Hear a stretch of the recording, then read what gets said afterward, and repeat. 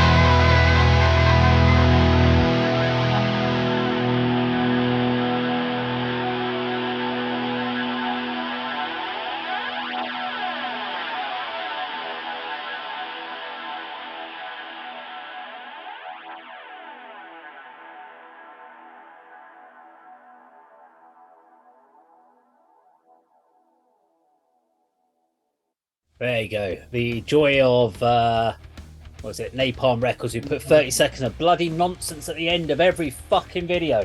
Tasters, man. Fucking hate Napalm Records for that. It's such an annoyance. Especially like looking at it going, oh, it's a 4.5 minute song. No, it's not. It's a 3-minute 50-second song.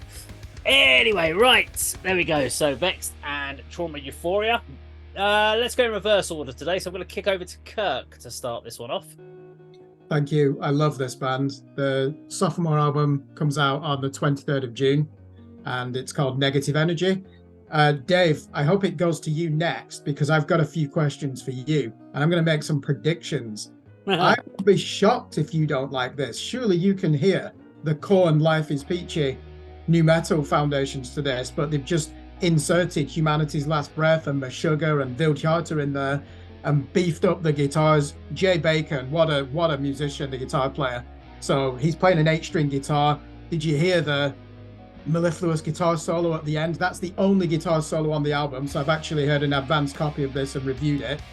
Also, Megan does not use that melodic, clean vocal technique much on this new album. It is a dark rabbit hole, this album. The first 8 tracks are really intense, and these are one of those bands like that death metal band Venom Prison. You get the album, the first thing you want to do is just read through the lyric booklet.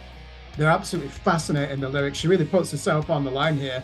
You've got everything from her talking about the unfortunate death of her grandfather in 2021 to describing panic attacks and then attacking nepotism in the showbiz industry.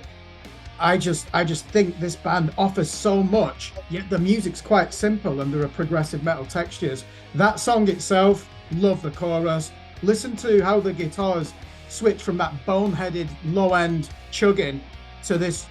It's quite a cascading mid-range. I don't know if he's even finger tapping or whatever he's doing in there, but really inventive. And final thing I'll say, and that's why it's going to go back to you, Dave. Listen to the drum grooves in this song from Willem. That guy is a serious musician, the drummer. Okay. Yeah, it goes to me next before I go to Andy. So, this is a genre of metal is probably one of my least favorites because it's quite generic. Well, I don't know if you call what was this metalcore mixed with mathcore or something around that. It's a core of something. But that's why you can take whatever I say with a bit of a pinch of salt on this one, because it's my knowledge base is not massive on it. And it got me thinking a little bit, before we actually did this video, I was thinking about music as a whole today. And I was trying to think about, why do I get excited about certain music and I don't get excited about other music? And the reason being is, if I've got bands that I've already heard of a similar ilk, when another band comes along, I kind of go, nah, because I've heard something similar from other bands. It's only when I find something that's brand new, I kind of get a bit more excited because I haven't got a band like that in my catalogue. And then that adds to it. There always needs to be something new and exciting about a band for it to really kind of take off. With this track, and I don't know how close it is to other bands or other songs on the album, this reminded me of Ginger, but not as good, would be my honest answer on that one. When that first groove kicked in, I was really enjoying that. That was a really cool, good, solid groove riff, great drumming, really, really like that. The verse, following the drum pattern, I'm not a fan of that at all. It could be anything really for me. I loved the chorus though, very uplifting. She had a really good voice on the chorus. Just wasn't a fan of what was going on in the verse, and that's why it made me feel like a weaker version of Ginger, because Ginger's verses have just got more to them. There's more groove to them. That just felt a little bit kind of almost a throwaway verse. There was nothing to hook me in on that one, but the chorus does enough to hook me in, and the first main riff does. So I enjoyed that. Did like her voice. I thought she had a great voice. I liked the solo sound at the end. I'm surprised actually the guitar, I actually thought it looked like a 9-string he was playing at one point there.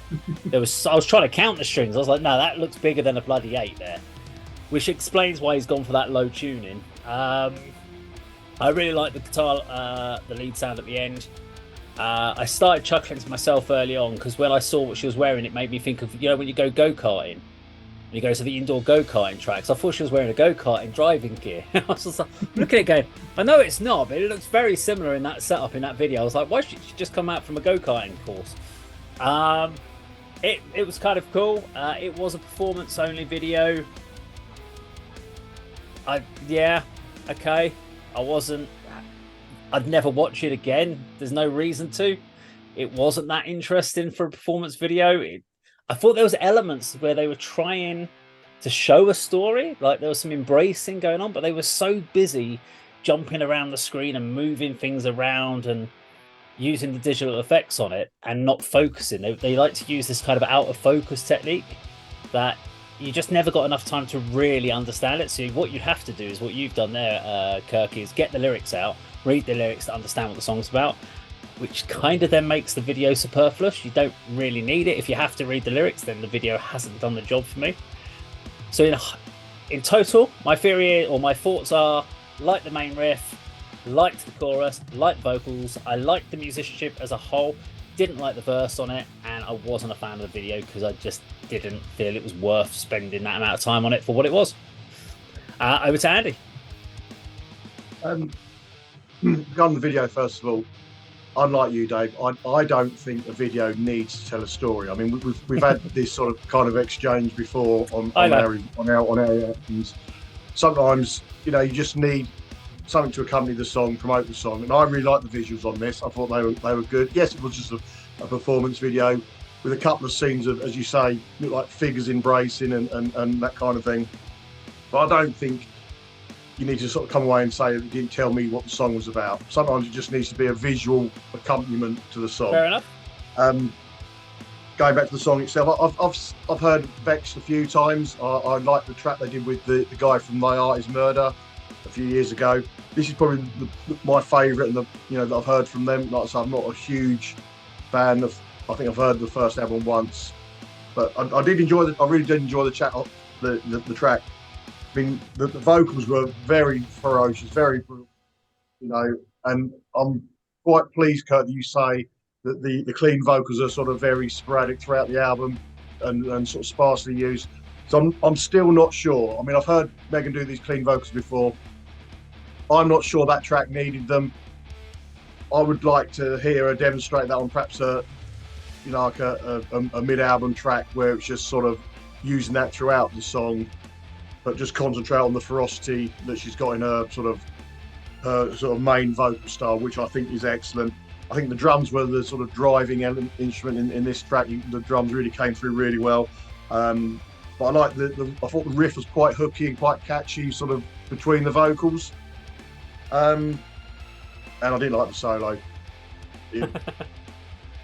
I'm not a huge solo guy, as you know, yeah. But I didn't particularly like the solo. But overall, I did enjoy the track. I like the visuals of the video, and I'm sure I will check out the album.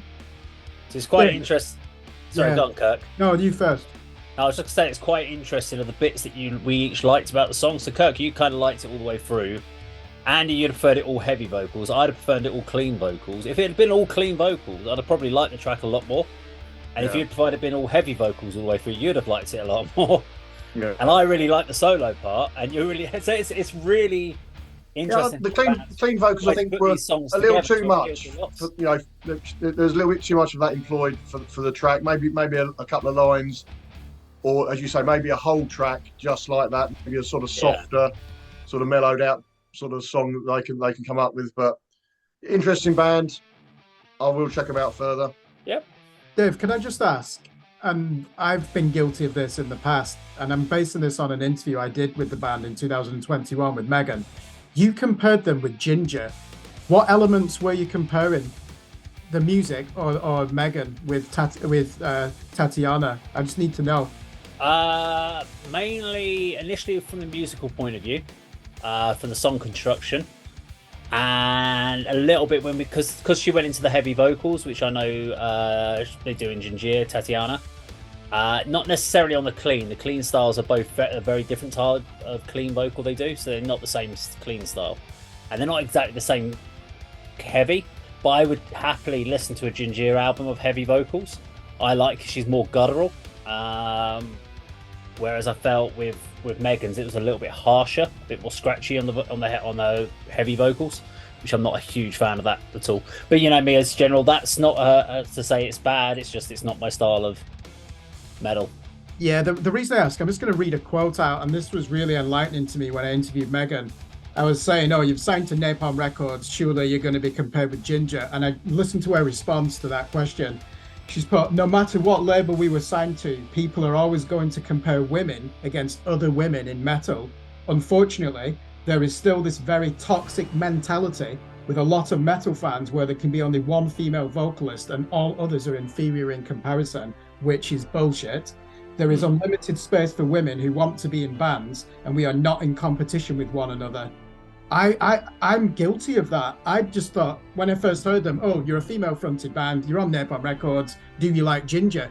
And I just think that is so enlightening the way it's a viewpoint, yeah. Yeah, it's really changed my viewpoint because we don't do that with other bands. If a new deathcore band comes out, we're like, oh, here we go, it's another Phil Bozeman or, you know, another Will Ramos on vocals. We never do that, do we? So that just opened my eyes to what it's like to be a woman in heavy music. And I don't think you did it for that reason. Just, oh, Ginger, because she's a female vocalist. You're right, there are some elements there. But musically, I think the riffs are far more in tune with that post-deathcore type sound, Humanity's Last Breath, Village of bands like that. I probably don't know any other deathcore band that probably does, I don't know, Periphery, sort of that sort of thing, maybe. I don't know. It's a similar sort of style of band, I would guess. But again, as I said, not my style. I can only tell you about the ones I can reference. Yeah. But anyway, there we go. That was Vexed and Trauma Euphoria. Now, if you like this video, please do like, share, and subscribe. And we will see you on the video sometime very soon. Take care.